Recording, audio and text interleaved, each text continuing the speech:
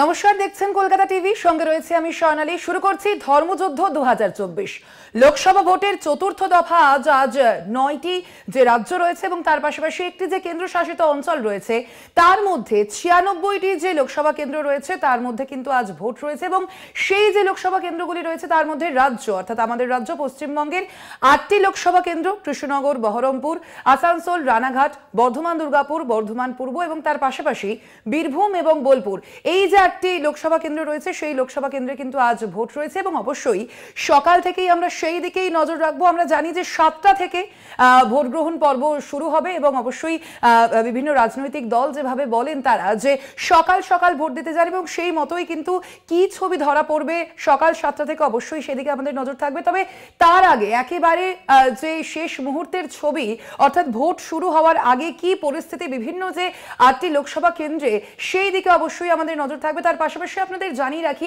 আজ কিন্তু বিভিন্ন যে তারকা প্রার্থী রয়েছেন তাদের কিন্তু ভাগ্য পরীক্ষা। অর্থাৎ কোথাও গিয়ে বলা যায় দিলীপ ঘোষ, মহুয়া মৈত্র, অধীর রঞ্জন চৌধুরী, শত্রুঘ্ন সিনহা অর্থাৎ একেবারে যারা হেভিওয়েট প্রার্থীরা রয়েছেন তাদের কিন্তু আজ ভাগ্য পরীক্ষা। অবশ্যই মানুষ কার দিকে যায়, কোন দলকে ভোট দেয়, শাসক দল, রাজ্যের শাসক দল নাকি বিরোধী দল, সেদিকে অবশ্যই আমাদের নজর থাকবে। আপনাদের আবারও জানিয়ে রাখি, আজ বাংলার 8টি কেন্দ্রে ভোট, যেমনটা আমি প্রথমেই বললাম, বহরমপুর, কৃষ্ণনগর, রানাঘাট, বোলপুর, বীরভূম, বর্ধমান পূর্ব, বর্ধমান, দুর্গাপুর এবং আসানসোল, এই যে 8টি কেন্দ্র রয়েছে সেই 8টি কেন্দ্রে ভোট রয়েছে। আজ সকাল 7টা থেকে সেই ভোট গ্রহণ প্রক্রিয়া শুরু হবে এবং তার আগে থেকেই কিন্তু আমাদের নজর থাকবে বিভিন্ন কেন্দ্রে।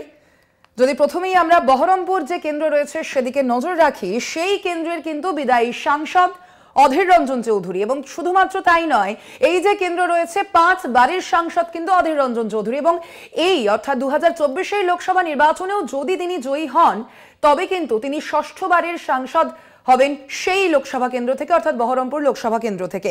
এবং বহরমপুর লোকসভা কেন্দ্রে অন্যদিকে তৃণমূল ইউসুফ পাঠান তাকে প্রার্থী করেছে, পাশাপাশি বিজেপি চিকিৎসক নির্মল চন্দ্র সাহা তাকে প্রার্থী করেছে। আমরা আরো বিস্তারিত জানবো। ফোন লাইনে রয়েছেন আমাদের প্রতিনিধি কল্যাণ চন্দ্র। কল্যাণ, অবশ্যই আমি তোমার কাছে যে বিষয়টা জানতে চাইবো, আজ বহরমপুর লোকসভায় চতুর্থ দফার ভোট রয়েছে।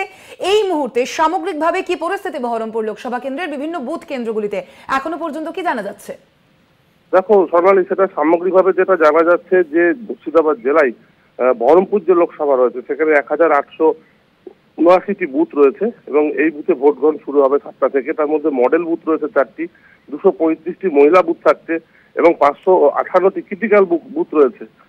জেলায় আজকে বহরমপুর লোকসভার যে 7টি বিধানসভা রয়েছে সেখানে 17,83,078 জন ভোটার রয়েছেন এবং এই সমস্ত ভোটাররাই সকাল 7টা থেকে ভোট গ্রহণ কেন্দ্রে আসবেন। 15 জন প্রার্থী রয়েছেন, যে প্রার্থীদের মধ্যে হেভিওয়েট প্রার্থী তুমি জানো অধীর চৌধুরী এবং বিজেপির ডক্টর নির্মল সাহা এবং সর্বোপরি তৃণমূলের ইউসুফ পাঠান। সুতরাং এই 3 জনের আজকে ভাগ্য নির্ধারণ হতে চলেছে। তার জন্য কঠোর নিরাপত্তা শুরু হয়েছে প্রত্যেক ভোট গ্রহণ কেন্দ্রে। 74 কোম্পানি কেন্দ্র বাহিনী রয়েছে এবং 4000-এর বেশি পুলিশ রয়েছে। সুতরাং এই কঠোর নিরাপত্তার মধ্যে ভোট গ্রহণ শুরু হবে। ভোটের শেষ প্রস্তুতি চলছে, যারা ভোট কর্মী রয়েছেন তারা শেষ মুহূর্তে প্রস্তুতি শুরু করেছেন। আর সেখানে কেন্দ্রীয় বাহিনী যেমন রয়েছে, রাজ্য পুলিশ তেমনি রয়েছে। এবং তুমি জানো যে মুর্শিদাবাদ এবং জঙ্গিপুর যে লোকসভার 2টি ভোট হয়ে গেছে গত 7ই মে, সেই ভোট কিন্তু শান্তিপূর্ণ হয়েছিল। সুতরাং শান্তিপূর্ণ ভোটই চাইছে বহরমপুরের মানুষ। বহরমপুরেও যাতে কোনো রক্ত না হয় সে কারণেই বিভিন্ন রাজনৈতিক দল আবেদন করেছেন যে প্রত্যেককে সংযম থাকতে হবে, পাশাপাশি মানুষ যেন গুজবে কান না দেন, কোনো সমস্যা হলে যেন নির্বাচন কমিশন বা প্রশাসনের সঙ্গে যোগাযোগ করেন, আইন যেন নিজের হাতে কেউ না তুলে নেয়, এরকমই সব আবেদন জানিয়েছে বিভিন্ন রাজনৈতিক দল। এখন আমাদের তাকিয়ে থাকতে হবে আজকের গোটা দিন কেমনভাবে শান্তিপূর্ণ ভোট হয় বহরমপুর লোকসভার। স্বর্ণালী, ধন্যবাদ তোমায়। আমরা কথা বললাম, আমাদের প্রতিনিধি কল্যাণ চন্দ্র ছিলেন ফোন লাইনে।